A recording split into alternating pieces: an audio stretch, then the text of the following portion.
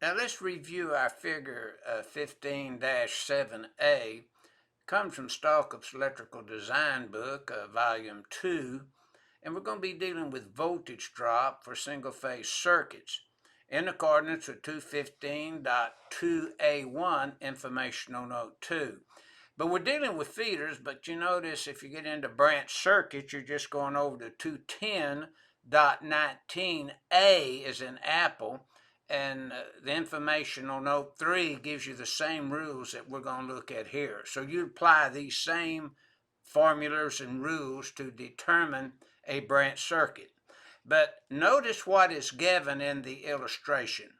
For example, using resistivity method to determine the voltage drop and sizing elements of a single phase feeder having the following characteristics. Voltage drop is held to 3%. Voltage is 240. The length is 300 feet. The load is 180 amps. The overcurrent device is 200 amps. And the conductors are 3-aught THWN copper. Now, we're going to find the voltage drop using the resistivity method here. And step 1, we're selecting the amperage, or the percentage, excuse me. And that's in 215.2A1 and the informational note 2. And the feeder, we want to hold a 3%. In other words, we'll hold the feeder to 3%, maybe the branch circuit see to 2%. Now, application of 215.2A1 informational note 2 and the table 8 to chapter 9. In the voltage drop formula, 2 times resistivity, that resistivity is gotten or obtained, maybe is a better word, from table 8 in chapter 9, times the length, times the current, divided by 1,000, because that is the table 8, chapter 9, is based upon 1,000 when you review K. So voltage drop is 2 times the resistivity of the 3-aught from table 8, chapter 9, and you would find 0.0766 times 300 feet times 180, which is your load, divided by 1,000.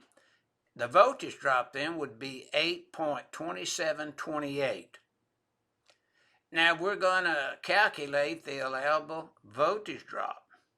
So we would take 240 volts times 3%, and we would come up with a voltage drop of 7.2. Step 2, we're too high, aren't we? So further verification is step 4 of 215.2A1, informational note 2. Voltage drop divided by the voltage.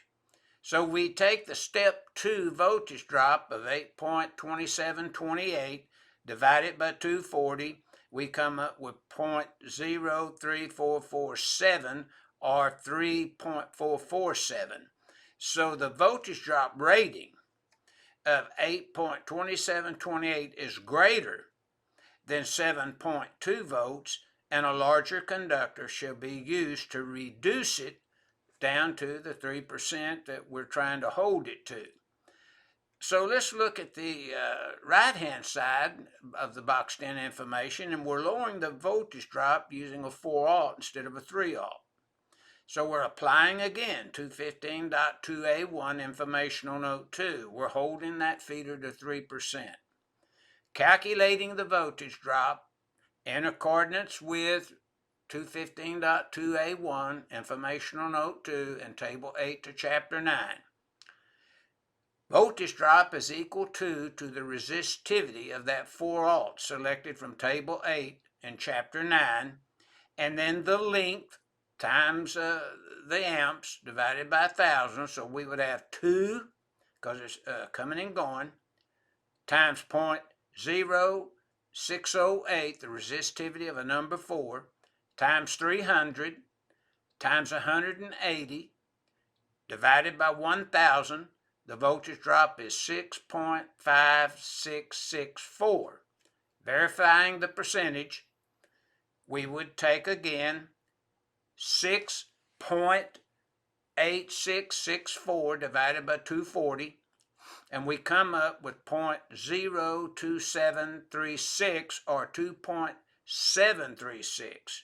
So yes, we have held that voltage drop now to 3% because the solution is very clear on this. The voltage drop rating of 6.5664 volts is less than 7.2 volts, which is well below the 3% limit. The 4-aught conductors are large enough to reduce the voltage drop to 3% or less. Now, if we wanted to size the grounded neutral conductor and the equipment grounding conductor to correct voltage drop, as well as voltage drop for the branch circuit, we would see our figures 9-35 and 15-9.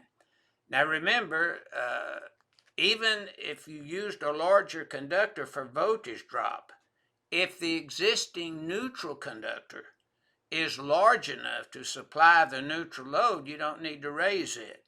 That's why the panel deleted 240.13 that people took for granted. You had to raise that neutral conductor if you raised the equipment ground or the ungrounded conductors, and so that gave a false impression. So that's what this figure 16-7A is illustrating.